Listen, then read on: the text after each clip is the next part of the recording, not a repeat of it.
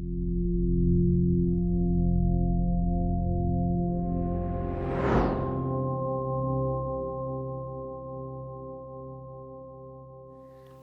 we are here to talk about embodiment and the kind of usefulness of embodiment in business and in life.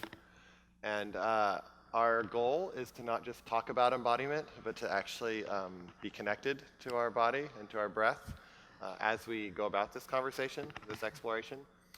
So to start, I know we just did a short meditation with John, but to start, I'd just like to invite you to feel your bodies sitting in your chair. And just connect to your body in whatever way you feel most comfortable. Some people I know, they love just to feel their feet on the ground, if their feet are on the ground.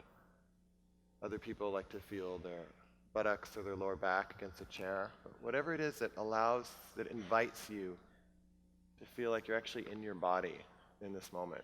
Your awareness is inhabiting your body.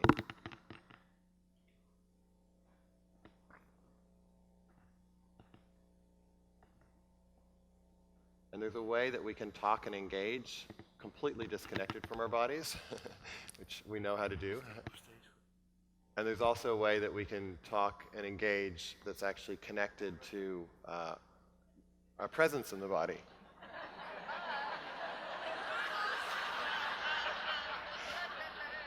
And you never know what's going to appear. Sometimes the person you were going to talk to just leaves. Other times, certain sensations might arise in your body, or certain thoughts. Just let it all come and go. Just appears, one moment appears, it exists, and it disappears. People appear, exist, and then they go, and they reappear. I've always been known as, sort of like I have this way of kind of hiding and disappearing and being invisible. Great. Very appropriate start. No, my earring was banging on the mic. Okay. Oh, got it. Are you good now? The details. Yeah, I'm good. Okay. So I would love to introduce the topic, Eileen, if you're okay with this, by asking you how the embodiment piece became of interest to you and why you thought it relevant in your life and in your work. Hi, Soren. Hi. Thank you. I guess the first thing I would say is that being, as a child, I was a pretty disembodied person, I think.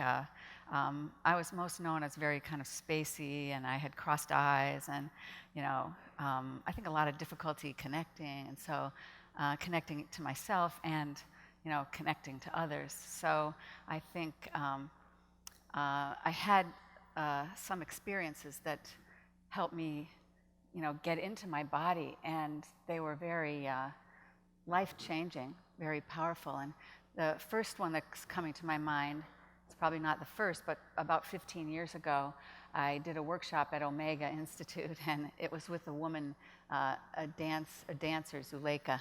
And after a week of dancing, I was ecstatic. I couldn't even believe how I felt, that I felt so enlivened and like I could do anything.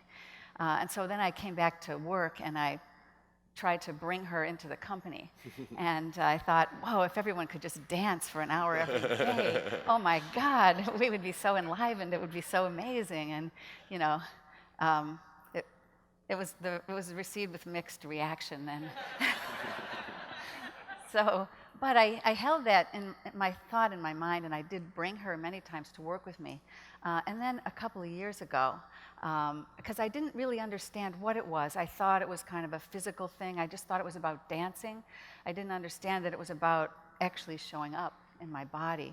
And but in the last couple of years, I got involved in doing somatic experiencing work, and had some really powerful experiences.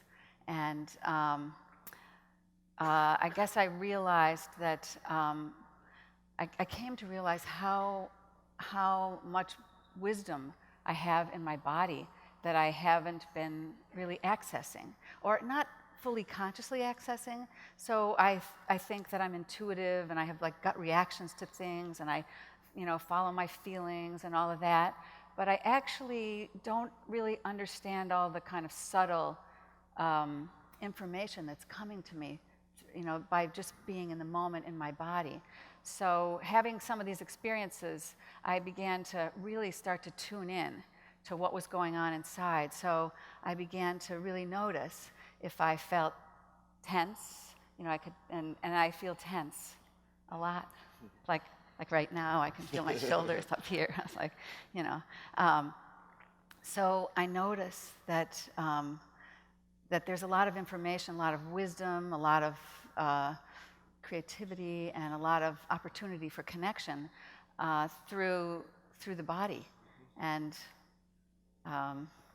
I want to say more about it, but that was my sort of first experiences, and so it was something that I just started really exploring and doing more with, and then you and I had that really powerful experience when a year ago I saw and kind of realized we were on the same page about it, that we both realized how important embodiment was, and I think about I was just thinking about a quote in the Embodiment Lounge from the Buddha, when he said that the body is the anchor for the moment, the current moment, and the mind is always in the past or the future. So if we can be in our bodies, then we have so much. It's like a doorway of information and that kind of direct experience of like what's happening and the magic of connection and. Beautiful, beautiful. And I think how we connected, just to explain, was that often when you hear the word embodiment, there's some thing that you're supposed to do around that. You have to be a good mover, you have to be a good stretcher, you have to be a good something or other, versus just a quality of attention and a way of being present with our bodies. And the movement, all that stuff is great. Right. You can do, it's not like you go to an embodiment practice and then you stop. But how do you actually live this connection to the body? And I think that's what kind of really connected us around the topic. And so I think that's what we're exploring, is the usefulness of particular practices, but then the usefulness of actually seeing it in a day-to-day world, and even in meetings or with friends, having the ability to bring in our bodily experience as a source of information for the connection. So when I'm talking to you, I'm noticing this tension I'm feeling in my shoulders. And that's actually valid information to support a more intimate connection. And I'm wondering if you've experimented with that in your business. My body just isn't feeling that new shirt very well. Or and is there a way that what our direct experience of our body is in a moment can be shared? And it's not just a mental, well, I think this, well, you think that, well, I think, and it's just not that, we're not just connecting at a mental level, we're connecting at a physical and energetic level. That's right. Just as you're talking, I feel the tension again come up, because I feel like you're going to expect me to say something wise, and I'm going to fail, So. That's great. See, so whenever you say that versus trying to say something wise, I think you will. It connects you, I would think it connects you to the audience. You've got their compassion already. And I do have to say, it's pretty intimidating to be up here. So when we were first, so there's an embodiment lounge, if you haven't visited, that's right next door, that Eileen Fisher's, we're partnering on that. And we said, well, we should have a session where we do an embodiment conversation to talk about embodiment so people understand the lounge and the vision of the lounge. And one of your team members said, how does that sound, Eileen? And she said, it sounds absolutely terrifying. And yet you wanted to do it. And that's the other thing, because around embodiment, I've been seeing this idea of embodiment in every area of my life. And so one of the things we've been working a lot on at the company is purpose. And we've been coming at it through embodiment. And for me, I notice that I can actually understand what yes feels like in my body. And and it's different I know when I'm avoiding something, like I could feel the fear come up when that conversation started, like, oh my God, be in front of 3,000 people and just not know what I'm going to say and just, talk about what I'm feeling. Why would I do that? That's terrifying, you know? And I could totally watch this whole thing, and people could think I'm really out there. But instead, I felt this kind of solid feeling in my legs. I felt this yes come over me, like, I'm supposed to do this. This is really important to me. This embodiment work is really my edge. Being a person who came into this world pretty disembodied and beginning to really understand what a difference it's making in my life, I just want to share that. I just want everyone to understand that, it's just another whole opportunity for so much more in life, so much more magic and opportunity and all of that. Yeah. Wow. Thank you. And how do you see yourself with your teams? Because I know you're less involved now with Eileen Fisher, the company, but you're still quite involved. Have I'm you surprisingly explored? more involved. You know? Have you explored what that would look like in terms of how meetings are run or how conversations happen? Yeah. We're all trying, not all, but we're working in the leadership group now on this. And one of the things I'm noticing is that I'm able to, in meetings, I'm able to say what I'm actually feeling. Sometimes, more of the time, not all of the time. But for example, I was telling the story the other day that I'm interviewing people for pretty high-level positions. And, what do I know about those things, And people are talking to me about, they have pretty amazing experience and background, and I don't even know how to form questions, And I'm like totally intimidated. And for me to just stop and to actually tell someone I'm interviewing, wow, you have quite an interesting background. I'm a little bit intimidated here. And, see the person's reaction, and then they kind of, something shifts. Wow. And they sort of break open, and, and then what happened in that connection was I began to feel very connected to this person because it was like something broke down. I told her what was real for me, and then she broke open about some things that she was feeling. Beautiful. And something shifted, and I felt connected.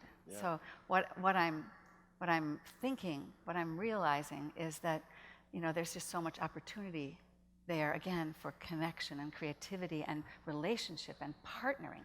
And the other story I've told before at Wisdom is around my ex-husband, how I was doing this somatic work, and, I always struggled.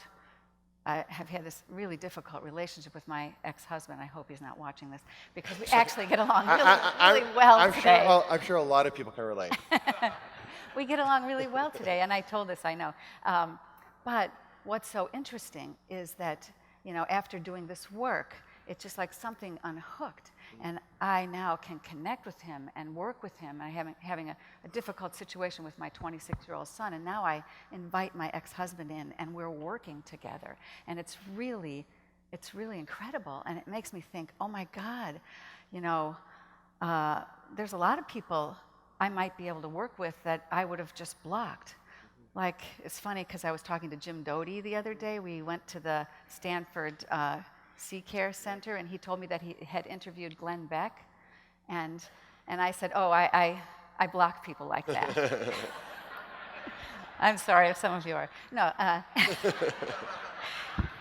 And he told me why it's important not to do that, and how to be compassionate and be open to people who think differently. And what's the possibility, of speaking to people who think differently and being open, and, what's possible in terms of partnering in the world, and, But it seems like the difference, that if I understand right, the difference that happened with your husband and that happened with the interviewer is that you found a way to tap into what you're actually experiencing in the moment and share that when that's appropriate, so that there's an opening to engage at a deeper level. Yeah. Would that be what you're... Well, yes How would and you no. say it? With my husband, I've never shared it, what happened for me. I just am showing up differently because I'm freed up in some way, or I see it differently. I'm not taking it personally, or I'm aware of what's going on inside, and I can free myself. Yes and no. I think sometimes it's not appropriate, and sometimes it is. So. And for someone out there who might be like really fascinated by this, but not really sure what the heck that it all means, how would I'm no you... expert. I'm Yeah, really. no, but what would be one Just practice exploring. that you do that you feel might be useful Yeah. to share? Well, I think just what you were talking about. I just stop and tune in. At any point. This is what's cool because I meditate every morning. I do yoga, but I have trouble taking it off the cushion and into real life. And so, what's so cool about the body, is that at any moment in time, I can just stop and notice what I'm feeling. And and a lot of times it's tension, and I can just, when I notice that, I can just breathe into it and relax. It takes a second, and then I notice that I open up in some new way. It's like my mind works better. I feel like I can just kind of relax into the moment. Yeah. And so it's simple.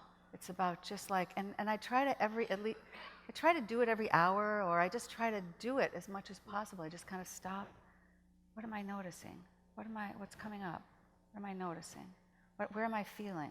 And a lot of it is around sensations, like, ooh, my hands are wet. What does that mean? I'm kind of excited, So like I'm starting to like pick up the signals and realize, whoa. So what I'm saying to you is just at any moment, it's so simple. The hardest is to remember to do it, just to remember to stop at any moment in time.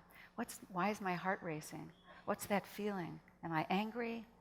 And then when you notice, you have a choice. So you can relax or respond differently. You don't have to take things personally, or something new might happen. You might be open to someone in a different way. So I think the practice is just that simple. At any moment, stop and notice. Beautiful, beautiful. There you go. Thank you. That's a beautiful way to end. Thank you, Eileen. Thank you, Soren. Thank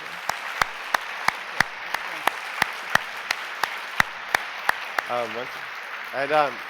She's also doing a Q&A later this afternoon in the village for those who want to have a Q&A with Eileen to kind of explore a little bit more of this topic. And come to the Embodiment Lounge. And there's a lounge just around the corner. We're playing, we're learning. All right, thank you. Thank you.